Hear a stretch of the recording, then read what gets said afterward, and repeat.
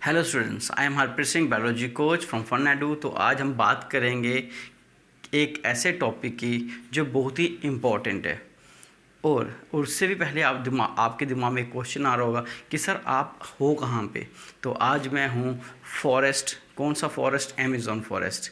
सो हाँ, आपने तो अमेज़ॉन में शॉपिंग की होगी, लेकिन आपको बता दूँ अमेज़ॉन फॉरेस्ट एक ऐसा फॉरेस्ट है, यहाँ पे बहुत सारी वैरायटी है। जैसे आप यहाँ पे देख रहे हो कितने सारे आप एनिमल्स देख रहे हो जो आ रहे हैं जा रहे हैं, कितने अलग अलग वैरायटी के यहाँ पे एनिमल्स हैं। और अगर आप आगे पीछे देखोगे तो बहुत वैरायटी में आपको प्लांट्स भी दिखेंगे। तो इसी वैरायटी को आज हम डिस्कस करेंगे, इसी डाइवर्सिटी को हम डिस्कस करेंगे आज के टॉपिक के अंदर। सो आज हमारा टॉपिक रहेगा that is diversity among the living organism, यानी कि लिविंग ऑर्गेनिज्म के अंदर बहुत ही सारी वेराइटीज़ हैं। लिविंग ऑर्गेनिज्म मतलब प्लांट्स, एनिमल्स एंड माइक्रो, जो मैंने पिछले आपको टॉपिक में बताया। सो प्लांट्स के अंदर भी देखोगे कितनी लाखों के स्पीसीज़ हैं और हर स्पीसीज़ एक दूसरे से अलग है। चाहे हम साइज़ की बात करें, चाहे हम हैबिटेट की बात करें, चाहे हैबिट की बात करें, चाहे उसके हम टेक्सचर की बात करेंगे, चाहे उसकी बॉडी के अंदर जो ऑर्गन्स हैं उनकी बात करेंगे, तो हर एक एस्पेक्ट में जो एक ऑर्गेनिज्म दूसरे से डिफ़र करता है। आज हमारा मेन टॉपिक यही रहेगा, that is diversity among the living organism. तो अब बिना टाइम वेस्ट के चलते हैं क्लासरूम के अंदर और आपको बताऊंगा कि क्या है बायोडाइवर्सिटी, किस तरह से हम बायोडाइवर्सिटी को या लिविंग ऑर्गेनिज्म को क्लासीफाई कर सकते हो, किस बेस पे क्लासीफाई कर सकते हैं। ओके ओके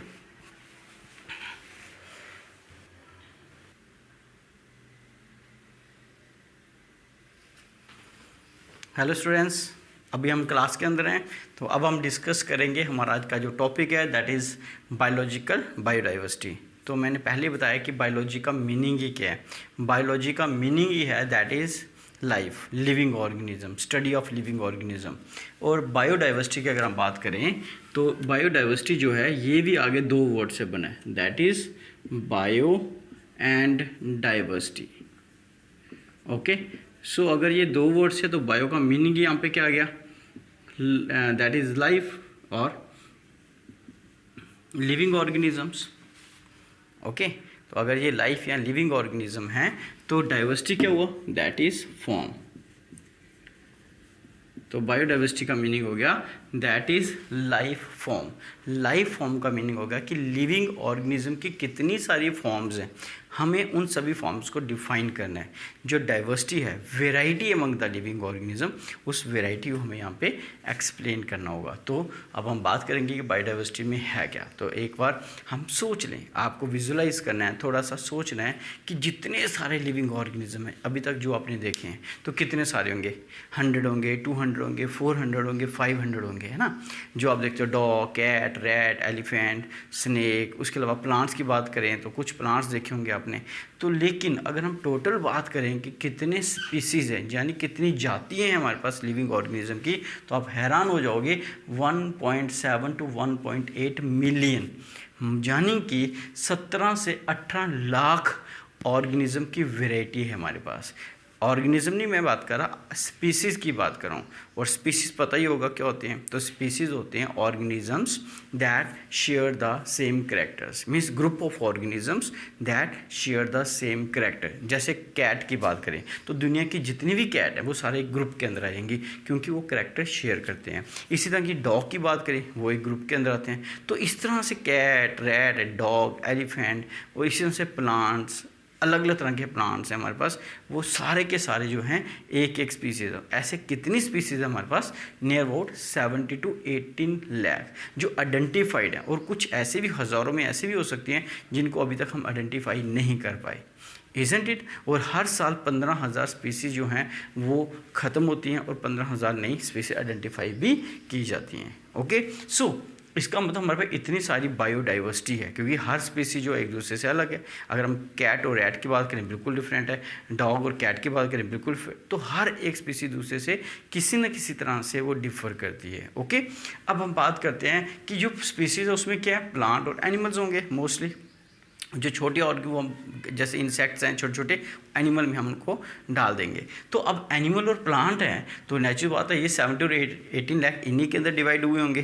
तो अगर हम यहाँ पे देखें तो आपके पास आपको दिखेगा कि 1.2 मिलियंस यानी कि 12 लाख जो हैं वो सिर्फ और सिर्फ हमारे पास एनिमल्स हैं। इसका मतलब जो एनिमल्स हैं इस वर्ल्ड के अंदर वो ज़्यादा हैं as comparison to plant species के। और अगर हम प्लांट की बात करें तो वो कितने, दैट इज़ 5 लाख, और अगर मिलियन में देखें 0.5 मिलियंस, इज़न्ट इट। तो ये रहा हमारे पास डाटा छोटा सा कि ये आपके एनसीईआरटी के अंदर भी डाटा दिया हुआ है, वहीं से हमने लिया है। तो जाने कि हमारे पास इतने अलग अलग तरह के प्लांट्स और एनिमल्स हैं।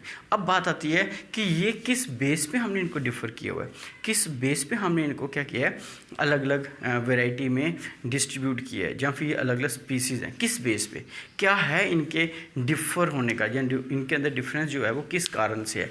वो कारण क्या है, फर्स्ट यहाँ पे लिखा है दैट इज़ एक्सटर्नल अपीयरेंस। तो आप देखोगे हर एक ऑर्गेनिज्म की एक्सटर्नल अपीयरेंस अलग अलग है। अगर मैं 2 प्लांट की ही बात करता हूँ तो आपने इन प्लांट की पिक्चर अपने दिमाग में रखनी है। जैसे मैं बोलता हूँ, मान लो कि मैंजीफेरा इंडिका, सिंपल आम का पेड़ हो गया, मैं वो जो आपने देखे होंगे, और दूसरा मैं बोलता हूँ यूकलिप्टस, जैसे कि सफ़ेदा हो गया। तो दोनों प्लांट आप देख के ही बता सकते हो सर ये सफ़ेदा है, ये आम का पेड़ है। ऐसे मैं बोलूँगा सिट्रस फैमिली, मीन्स जो हमारे नींबू हो गया, संतरा हो गया, इस तरह की जो फैमिलीज़ हैं। और अगर मैं दूसरी बात बताऊँ जिजीफस, है ना, मान लो कि हमारे पास आ गया बेरी का पेड़, तो आप देख के बता सकते हो उनमें डिफरेंस है। क्यों? क्योंकि उनमें पैक्यूलर फीचर्स, हम बोलते हैं सेलियन फीचर्स हैं उनके, कुछ उनके बेस पे हमको डिफ्रेंशिएट करते हो। तो दैट इज़ अपीयरेंस जो है वो हर एक ऑर्गेनिज्म की डिफ़र करती है। दूसरी अगर हम बात करें on the basis of size, हम इसको डिटेल में भी आगे स्टडी करेंगे, पहले आपको जनरल व्यू दे देता हूँ। सो साइज़ के बेस पे अगर देखें तो हमारे पास वेराइटी है ऑर्गेनिज्म की, अलग अलग तरह के साइज़ हैं। जैसे अगर चींटी देखें कितनी छोटी है, वो भी एक एनिमल कैटेगरी में है। और अगर आप एलिफेंट देखोगे वो भी एक किस में आता है, एनिमल कैटेगरी में। तो दोनों में कितना डिफरेंस है साइज़ के बेस पे। इसी तरह से प्लांट में भी हमारे पास साइज़ के बेस पे डिफरेंस होगा। नेक्स्ट अगर हम बात करें न्यूट्रिशन, तो न्यूट्रिशन के बेस पे भी हमारे पास क्या है, डिफरेंस है। जैसे न्यूट्रिशन मीन्स अब 10th में पढ़ा होगा आपने, एक ऐसा प्रोसेस जिससे ऑर्गेनिज्म अपना जो एनर्जी तैयार करते हैं। Okay, so it is a process by which the living organism manufacture their own food, means they prepare their own food. Okay, जहाँ फिर एक ऐसा process, it is a process by which the living organism manufacture their food, means वो अपनी energy तैयार करते हैं, जहाँ फिर किसी के ऊपर डिपेंड करते हैं, मीन्स अपनी बॉडी की जो रिक्वायरमेंट है उसको पूरा करने के लिए वो एनर्जी जो है वो तैयार करते हैं या किसी से लेंगे। That process is called as nutrition. Okay, so the process of obtaining energy, उसको हम बोलते हैं न्यूट्रिशन। वो भी अलग अलग तरीके के हैं, वो मैं आगे आपको बताऊंगा। नेक्स्ट आ गया आपका हैबिटेट। हैबिटेट आ गया कि ऑर्गेनिज्म जो है वो किस तरह से रह रहे हैं, कहाँ पे रह रहे हैं। तो उनके हैबिटेट भी अलग है, कोई एक्वेटिक है, कोई अर्बोरियल है, कोई टेरेस्ट्रियल है। ओके, तो अलग अलग तरह के हैबिटेट भी हमारे यहाँ देखने को मिलते हैं। अगर हम बात करें इंटरनल स्ट्रक्चर, तो इंटरनल स्ट्रक्चर हो गया उनके बॉडी के ऑर्गन्स। किसी के अंदर हम बोलते हैं 2 हार्ट चैम्बर है, किसी के अंदर 3 हार्ट चैम्बर है, किसी के अंदर 4 हार्ट चैम्बर है, कोई एडवांस है ना, कोई सिंपल है। ओके, तो इसका मीनिंग कि हमारे पास हम जितने भी डिफरेंसेस बताएंगे ऑर्गेनिज्म के, तो ये हमारे पास मेन बेसिस रहेगा। ओके स्टूडेंट, तो ये था छोटा सा व्यू एक। अब हम इसको डिटेल में थोड़ा स्टडी करेंगे कि ये हमारे पास जो साइज़ के बेस पे, न्यूट्रिशन के बेस पे, हैबिटेट के बेस पे किस तरह से हम इनको क्लासीफाई कर सकते हैं। तो स्टूडेंट अब बात करेंगे इसी को थोड़ा सा डिटेल में देखेंगे कि किस बेस पे हमने बायोडाइवर्सिटी की है। तो सबसे पहला हमारा जो बेस था वो था that is according to the size. Size के अकॉर्डिंगली जो हमारे पास ऑर्गेनिजम्स हैं, तो आप खुद देख सकते हो कितनी वेराइटी है अकॉर्डिंग टू द साइज़। तो सबसे पहले बात करते हैं प्लांट की। तो अगर हम प्लांट की बात करें तो हमारे पास प्लांट के अंदर आप खुद सोचो कितना छोटा फ्लावरिंग प्लांट हो सकता है। तो अगर मैं यहाँ पे बताऊँ, वॉल्फिया एंगस्टा जो हमारे पास एक प्लांट है, फ्लावरिंग प्लांट है, दुनिया का सबसे छोटा प्लांट है ये फ्लावरिंग प्लांट। तो आप तो मानोगे नहीं, तो आपको मनाने के लिए मैं क्या करता हूँ, यहाँ पे एक वीडियो लगा, फोटो, एक पिक बताता हूँ आपको। तो आप देख सकते हो यहाँ पे, तो आप दिख रहा है, तो ये जो आपको दिख रहा है ये क्या है, ये कितना छोटा, खुद सोचो एक फिंगर के ऊपर कितने सारे फ्लावरिंग प्लांट है। सो this is the smallest flowering plant. तो खुद सोचो कितना छोटा प्लांट है ना। तो चलो अब हम बात करेंगे, अब मैं फिर से आ जाएंगे सिक्विया सेम्परवायरेंस। ये क्या है, this is the tallest plant, तो वो क्या था, स्मॉलेस्ट फ्लावरिंग प्लांट। ये क्या था, स्मॉलेस्ट फ्लावरिंग प्लांट।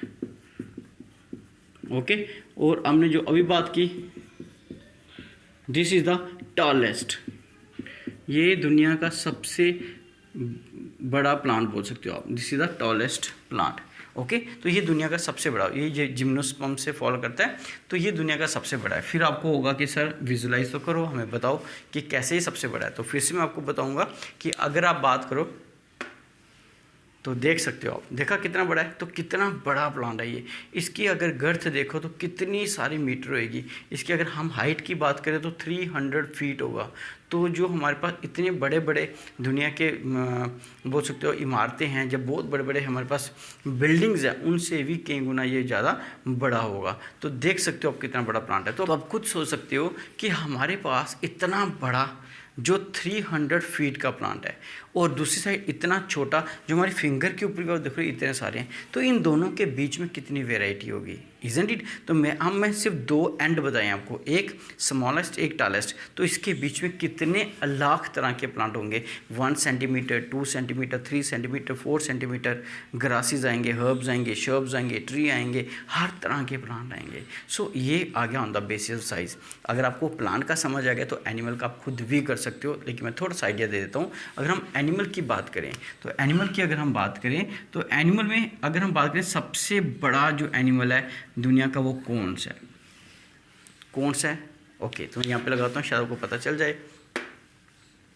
तो देख लिया होगा आप। So this is the blue whale. So जो ब्लू व्हेल है कितनी बड़ी, आप इसी चीज़ से अंदाज़ा लगा सकते हो कि ब्लू व्हेल का जो हार्ट होता है वो एक कार के साइज़ का होता है। हार्ट उसका जो है, खुद सोचो कितना बड़ा होगा वो। 8 हाथियों के बराबर होता है, मीन्स उसका साइज जो होता है 8 एलिफेंट के बराबर होगा। तो खुद अंदाज़ा लगा सकते हो, विजुलाइज कर सकते हो कि कितना बड़ा साइज़ होगा। और दूसरी साइड अगर हम बात करें दैट इज़ ये हो गया लार्जेस्ट। सो लार्जेस्ट में कौन आ गया हमारे पास, that is whale. So whale जो है हमारे पास बहुत बड़ा एक एनिमल आ गया। इसी तरह से अगर हम स्मॉलेस्ट की बात करें तो ये आप खुद थोड़ा सोच सकते हो इसमें क्या है। तो स्मॉलेस्ट हम बात करें तो इंसेक्ट को ही देख लो आप, जो आप देख सकते हो। ऐसे तो माइक्रोस्कोपिक भी होंगे, उनको छोड़ दो, आप खाली एक चिंटी की इंसेक्ट की बात करेंगे, आंट की बात करेंगे, तो कितना छोटा होता है वो। एक साइड आप ब्लू व्हेल को रख रहे हो और दूसरी साइड आप एक आंट को रख रहे हो, तो दोनों ही एनिमल कैटेगरी के हैं, और लेकिन दोनों के बीच में साइज़ का डिफरेंस देख लो। और इन दोनों कैटेगरी के बीच में कितनी कैटेगरी फॉल्स करेंगी, तो कई लाख कैटेगरीज फॉल करेंगी। तो ये हमारा मेन बेसिक था कि साइज़ के बेस पे लिविंग ऑर्गेनिज्म के अंदर कितनी सारी वेराइटी है। Okay, so this is as far as according to the size जो डाइवर्सिटी फॉल करती है हमारे लिविंग ऑर्गेनिज्म के अंदर। तो अब हम बात करेंगे second, that is on the basis of habit as well as habitat. तो अगर हैबिट और हैबिटेट की बात करें तो आपके सामने मैंने लगा दिया ताकि हमारा टाइम थोड़ा बच जाए। सो हर्ब्स, हैबिट के बेस पे हमारे पास क्या हर्ब्स हैं, जो सबसे स्मॉलेस्ट प्लांट्स बोल सकते हो। शर्ब्स हैं, ट्रीज़ हैं, सिम्बियोट्स, ये तो नाम सुना होगा, हर्ब्स, शर्ब्स, ट्री, ग्रासेस हो गए, है ना, बुशेस हो गई, ट्रीज़ जो बड़े प्लांट होते हैं। सिम्बियोट्स, तो हो सकता है कुछ बच्चों के लिए नया वर्ड हो। तो सिम्बियोट क्या होता है, ये ऑर्गेनिजम्स हैं। जैसे सिम्बियोसिस एक रिलेशनशिप होता है जिसमें दोनों को फ़ायदा होता है। ओके, और सिम्बियोट ऑर्गेनिजम्स आगे ए relationship in which both get benefited, means एक ऐसा रिलेशनशिप जिसमें दोनों को फ़ायदा हो। ओके, उसको बोलते, जैसे सपोज कर लो कि हमारे पास नाइट्रोजन फिक्सिंग बैक्टीरिया है ना, जो सॉइल के अंदर होते हैं, रूट के अंदर होते हैं, हमारे लिग्यूमिनस प्लांट के अंदर, तो वो उनको नाइट्रोजन देते हैं और उनसे रहने की जगह या उनसे खाना ले लेते हैं। तो ऐसा रिलेशनशिप जिसमें दोनों को फ़ायदा हो उसको सिम्बियोसिस बोलते हैं, और ऐसे ऑर्गेनिज्म को सिम्बियोट का नाम दिया जाता है। इसी तरह से पैरासाइट, बिल्कुल अपोजिट सिम्बियोट का, ये एक ऐसा रिलेशन जिसको नेगेटिव रिलेशनशिप बोलते हैं, और ऐसे ऑर्गेनिज्म को पैरासाइट बोलेंगे। और जिसके ऊपर ये रहते हैं उसको होस्ट बोलते हैं। जैसे हमारे पेट के अंदर वॉर्म्स हैं, वो पैरासाइट है, और जिन पे वो रह रहे हैं यानी कि हम होस्ट हो गए। So a relationship in which one get benefited and other will be harmed, that is called negative relationship, and that relationship is called parasitism. और ऐसे ऑर्गेनिज्म जो रहते हैं उनको बोलते हो पैरासाइट्स। ओके बच्चा। सो ये कुछ हमारे पास हैबिट्स आ गई ऑर्गेनिज्म की, जिसके बेस से हम उनको डिफर कर सकते हैं। इसके अलावा वो बहुत सारी हैं। इसी तरह से हैबिटेट की बात करें, कहाँ पे ऑर्गेनिज्म रहते हैं, उसके बेस पे भी हमने बायोडाइवर्सिटी है, मतलब ऑर्गेनिज्म में डिफर है। जैसे आपने देखा होगा इक्वेटिक, तो कुछ ऑर्गेनिज्म कहाँ पे रहते हैं, पानी के अंदर। अब वो बाहर निकालोगे तो शायद वो मर जाएंगे। उसी तरह से टेरेस्ट्रियल्स जैसे हम हो गए, अगर हमें पानी में डालोगे तो शायद हम सर्वाइव ना कर पाएँ, क्योंकि हमारी जो फिजियोलॉजी है वो वैसे ही है कि हम टेरेस्ट्रियल एयर को जो लेंगे वो हम एयर की फॉर्म में या फिर गैसेस फॉर्म में एयर ऑक्सीजन को लेंगे, लेकिन वो शायद उस फॉर्म में नहीं ले सकते। तो इस तरह से हमारी फिजियोलॉजी के कारण हम दूसरों से डिफर करते हैं। अर्बोरियल्स जैसे मंकी हो गए जो पेड़ों पे रहते हैं, तो ये भी एक तरह का हैबिटेट है।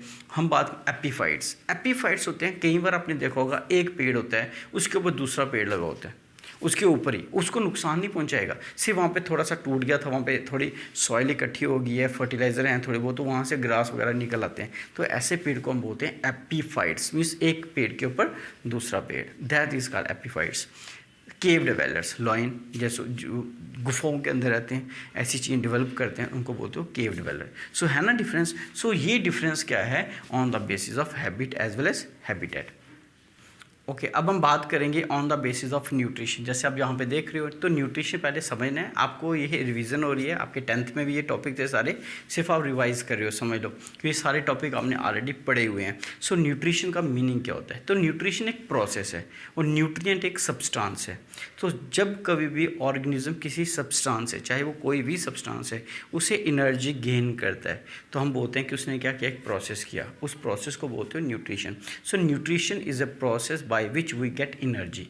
अब हम ह्यूमन की बात करें तो हमारे लिए न्यूट्रिशन क्या है, इनटेक ऑफ फूड, खाने को मुंह के अंदर डालना, फिर उस खाने को मुंह में डालने के बाद डाइजेस्ट करना, चबाना, उसको एंजाइम्स एक्ट करेंगे, फिर उसका एब्जॉर्प्शन होगा, फिर उसका एसिमुलेशन होगा, फिर उसका इजेशन होगा। तो ये 5 स्टेप जब होंगे तो बोलेंगे कि उसकी हमारी न्यूट्रिशन होगी और हमें एनर्जी मिल गई है। सो ऐसे हर एक ऑर्गेनिज्म के अंदर इस एनर्जी को बनाने का सिस्टम अलग अलग तरह से है, इसी प्रोसेस को बोलते हैं न्यूट्रिशन। ओके, डिटेल में हम बाद में पढ़ेंगे जब डिटेल में कोई टॉपिक आएगा तो। अब बात करते हैं न्यूट्रिशन जो है, तरीका जो है वो 2 तरीके से ऑर्गेनिज्म जो खाना तैयार करते हैं। जहाँ तो वो खुद तैयार करेंगे, ऐसे ऑर्गेनिज्म जो अपना खाना खुद तैयार करते हैं, वो किसी पे डिपेंडेंट नहीं होते, ऐसे ऑर्गेनिज्म को बोलते हैं ऑटोट्रॉप्स।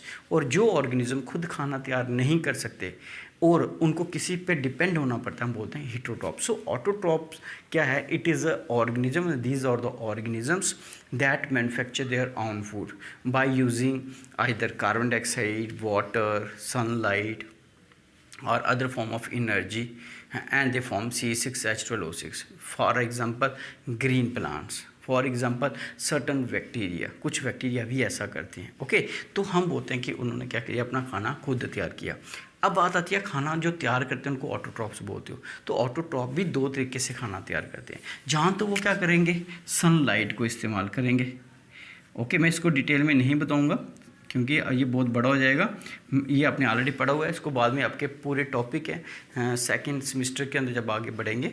सो सनलाइट की मदद से अगर वो खाना बनाता है तो आप बोलते हो दैट इज़ कॉल्ड फोटोऑटोट्रॉप्स। उन ऑर्गेनिज्म को फोटोऑटोट्रॉप बोलोगे। जैसे हमारे पास ग्रीन प्लांट्स, आप बोलोगे सर ग्रीन क्यों बार बार लिखते हो आप, प्लांट ही लिख देते हैं, प्लांट ग्रीन नहीं होते। नहीं, हमारे पास कुछ ऐसे प्लांट्स भी हैं जो ग्रीन नहीं होते, जिनमें लीव्स ही नहीं होते। तो अगर उनके पास लीफ नहीं है, जैसे हम बोलते हैं हमारे पास आ गया कसकुटा, तो ये जैसे प्लांट आ गया, ये पैरासाइट है, पैरासिटिक प्लांट है जिसमें लीफ नहीं होते, तो ये अपना खाना खुद तैयार नहीं कर सकता। इसलिए हम ग्रीन प्लांट लिखते हैं, ताकि इसमें सिर्फ और सिर्फ वो प्लांट आएंगे जो अपना खाना खुद तैयार करेंगे, जिनमें लीफ होंगे। नेक्स्ट आ गया, अगर वो सनलाइट की मदद से बनाते हैं उनको बोलते हो फोटोऑटोट्रॉप, और प्रोसेस को बोलते हो फोटोसिंथेसिस। और अगर वो किसी केमिकल एनर्जी से खाना तैयार करे, ना कि सनलाइट से, केमिकल एनर्जी को यूज़ करके अपना खाना तैयार करें, तब आप बोलते हो उस ऑर्गेनिज्म को कीमोऑटोट्रॉप्स। जैसे कि सल्फर बैक्टीरिया, आयरन बैक्टीरिया, तो ये कुछ बैक्टीरिया हैं जो अपना खाना तैयार करते हैं, लेकिन किसकी मदद से, केमिकल एनर्जी की मदद से, ना कि सनलाइट की एनर्जी से। तो ऐसे ऑर्गेनिज्म को बोलोगे कीमोऑटोट्रॉप्स। समझ आ गया। सो ये तो फोटोसिंथेसिस सॉरी ऑटोट्रॉप के अंदर भी वैरायटी है। किसके बेस पे? एनर्जी कहाँ से ले रहे हैं वो। सो कितनी सारी वैरायटी होगी दुनिया के अंदर। तो ऐसे ही हमारे पास हीटरोट्रॉप्स भी हैं। अब ये हीटरोट्रॉप कहाँ से खाना खाते हैं? तो ये ऑटोट्रॉप के ऊपर डिपेंड है। जैसे हम खुद अपनी बात करते हैं तो हम प्लांट से खाना खाते हैं, सब्जियाँ खाते हैं, फ्रूट खा रहे हैं। सो वेजिटेबल, फ्रूट्स, सब जो पल्सेस ले रहे हैं सब प्लांट से ही तो आ रहे हैं। So that's why they are called heterotrophs. Why? Because they do not manufacture their own food, they directly depend और indirectly depend upon the plants. Okay, अब बात करते हैं. So they are also classified into 3 categories. First is the holozoic. So holozoic nutrition या holozoic organisms कौन से होंगे? That take solid food, जो solid food लेते हैं, जिनके पास डाइजेस्टिव सिस्टम होगा, बहुत अच्छा डाइजेस्टिव सिस्टम, जैसे human, rat, cat, dog, elephant, सबके पास डाइजेस्टिव सिस्टम है और बड़ा अच्छा डाइजेस्टिव सिस्टम है, हर चीज़ को डाइजेस्ट कर सकते हैं. तो ऐसे ऑर्गेनिज्म को बोलते हो होलोजोइक. ओके, अब इनमें क्या आते हैं? हार्बीवोर्स. पता ही है आपको, डिफाइन करने की जरूरत नहीं है. दे टेक, क्या लेते हैं ये? That is green grass. Carnivores क्या खाएंगे? Meat, flesh. Omnivores they depend upon both plant as well as flesh. Piscivores, तो पीसीवोर्स होते हैं जो फिश के ऊपर डिपेंड रहेंगे. तो ये क्या करेंगे? ये फिश को खाएंगे. जैसे अब मान लो ब्लू व्हेल है तो वो सिर्फ फिश को खाएगी, वो ग्रास और कुछ नहीं खाएगी. तो जो डायरेक्टली फिश को खाते हैं उनका बोलोगे दैट इज़ पीसीवोर्स. अब ये नहीं आपके मोहल्ले में या कोई भी पेरेंट्स में कोई भी फिश खाता है उसको पीसीवोर्स बोलना शुरू कर दो. तो जो एज ए शौक के तौर पर खाते हैं, 1-2 बार खाएंगे, उनको पीसीवोर्स नहीं बोल सकते हम. कैनिवल्स, तो बड़ी बार सुनोगा. कैनिवल्स होते हैं दे ईट देयर ओन स्पीसीज, अपनी ही जाति को खा जाते हैं, अपनी ही स्पीसीज़ को खा जाते हैं, अपने ही बच्चों को खा जाएंगे जब भी इनको भूख लगेगी. जैसे कि काकरोच, स्नेक, बड़ी बार देखोगा स्नेक को ही खा जाता है. सो ऐसे ऑर्गेनिज्म को बोलते हो कैनिबल्स. डिट्राइटिवोर्स एंड स्क्वेंजर्स, तो ये नेचुरल बात है, पता ही होगा. डिट्राइटिवोर्स कौन से हो गए? जो डेड ऑर्गेनिक सब्सटेंसेस को खाते हैं, अर्थवर्म, शर्थवर्म वगैरह आ गया ना. सो उसके बाद आ गया स्क्वेंजर्स, ये ईगल वगैरह आ गई है ना, जो डेड बॉडीज़ पड़ी होती है उनको खाए जाते हैं. तो ये हमारे पास कैटेगरी आ गई होलोजोइक की. तो खुद सोचो कितनी सारी वेराइटी है. किसके बेस पे? न्यूट्रिशन के बेस पे. इतनी सारी डाइवर्सिटी है among the living organism on the basis of nutrition. इसी तरह से अगर हम बात करें सैप्रोफाइट्स, तो इसी की एक टाइप आ गई सैप्रोफाइट. तो सैप्रोफाइट होते हैं फंगस मोस्टली, जो क्या करते हैं? रॉटन सब्सटेंस को खाएंगे. मॉइस्चर मिलेगा कभी भी और वो चीज़ गलना शुरू हो जाती है तो वहाँ पे ये उनको खाना शुरू कर देते हैं. जैसे अभी आपने नाम सुना होगा ब्लैक फंगस, तो वो क्या है? वो सैप्रोफाइट ही होगा. तो जब भी कहीं पे उनको मॉइस्चर मिलेगा, जैसे आजकल जो पेशेंट हैं उनके वो कहते हैं हैंकी को यूज़ करते हैं, तो हैंकी में मॉइस्चर इकट्ठा होता है तो वहाँ पर वो डेवलप कर सकता है. ऐसे ही जब पेशेंट होते हैं उनके नाक के अंदर वो पाइप्स डाली होती हैं, तो जो पाइप को निकालते हैं वहाँ पे मॉइस्चर होता है बहुत सारा, वहाँ पे डेवलप कर जाते हैं. कंडीशंस ही ऐसी हैं. तो ये जहाँ पे भी इनको अगर अचार है उसके अंदर भी चला जाएगा. आपकी फिंगर जो होती हैं, आपने बड़ी सा बार देखा होगा, आपकी जो फिंगर्स हैं पाँव की, उनके बीच में बहुत ज़्यादा इरिटेशन होती है, तो वहाँ पे भी फंगस होता है. ऐसा ही फंगस कब? जब वहाँ पे मॉइस्चर होगा, आपका स्वेट होगा इकट्ठा, तो वहाँ पे भी ये डेवलप कर जाते हैं. तो इनको मॉइस्चर चाहिए, वहाँ पे डेवलप कर जाएंगे और रॉटन सब्सटेंसेस को खाते हैं, गली सड़ी चीज़ों को खाएंगे. नेक्स्ट आ गया पैरासाइट. ये मैंने पहले भी बताया. सो पैरासाइट्स कौन होते हैं? पैरासाइट वो ऑर्गेनिज्म है जो दूसरों से फ़ायदा लेते हैं, उनको नुकसान पहुंचाएंगे. So all those organism that take their nutrition from other, okay, और उनको हार्म करेंगे, ऐसे ऑर्गेनिज्म को बोलते हो पैरासाइट्स. ओके, सो इसके साथ आपको एक और बता दूंगा, मिक्सोट्रॉप, नई चीज़ आ गई जो आपने नहीं पढ़ी होगी, तो ये थोड़ा एडिशनल बताता हूँ. मिक्सोट्रॉप्स. अब मिक्सोट्रॉप्स क्या होगी? तो एक नई न्यूट्रिशन आ गई, नई चीज़ आ गई जो फर्स्ट टाइम पढ़ रहे होंगे आप.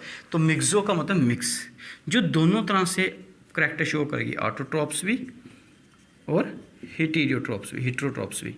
जाने कि ये वो ऑर्गेनिज्म आगे एक टाइम पे ये ऑटोट्रॉप्स होंगे, दूसरे टाइम पे हेटेरोट्रॉप. जैसे अब नाम सुना होगा यूग्लिना का, है ना, यूग्लिना. तो इस तरह से ये यूग्लिना आ गया. तो ये जो यूग्लिना है, तो ये यूग्लिना, इस यूग्लिना के पास क्लोरोप्लास्ट भी होगा. तो क्लोरोप्लास्ट है तो ये प्रॉपर्टी शो करेगा प्लांट की. और ये क्या है? ऑटोट्रॉप्स. और इसके पास माउथ भी है. तो अगर इसका माउथ है तो ये क्या करेगा? हेटेरोट्रॉपिक शो करेगा. सो दिन के समय जब लाइट होगी तो ये ऑटोट्रॉपिक है, और रात के समय जब लाइट नहीं है तो ये हेटेरोट्रॉपिक है. तो ऐसे ऑर्गेनिज्म को बोलोगे दैट इज़ मिक्सोट्रॉप. सो ये था आज का टॉपिक आपका, दैट इज़ बायोडाइवर्सिटी. तो होप करूँगा आप बच्चों को ये समझ आया होगा, जिस तरह से मैंने कोशिश की सिंपल वे में समझाने की. ताकि आपको हर एक बच्चा, क्योंकि हर तरह के बच्चे इसको देख रहे हैं तो उनको समझ आना चाहिए। मैं बार बार बोलता हूँ, हर एक क्वेश्चन को थोड़ा सा विजुलाइज करके समझने की कोशिश करो, नोट्स अपने खुद तैयार करो, ताकि आपको खुद अगर ये समझ आया तो इनको आगे कन्वर्ट करो नोट्स के अंदर। ओके, सो अब नेक्स्ट वीडियो में मिलेंगे। तो अगर आपको वीडियो अच्छी लगती है तो 11th क्लास के जितने भी बच्चे हैं उनको आगे ये ज़रूर शेयर करें, 10th को भी शेयर कर सकते हो, और इसको लाइक करें और सब्सक्राइब ज़रूर करें चैनल, ताकि मैं आपको टाइम टू टाइम भी अपडेट देता रहूँ। Thank you very much.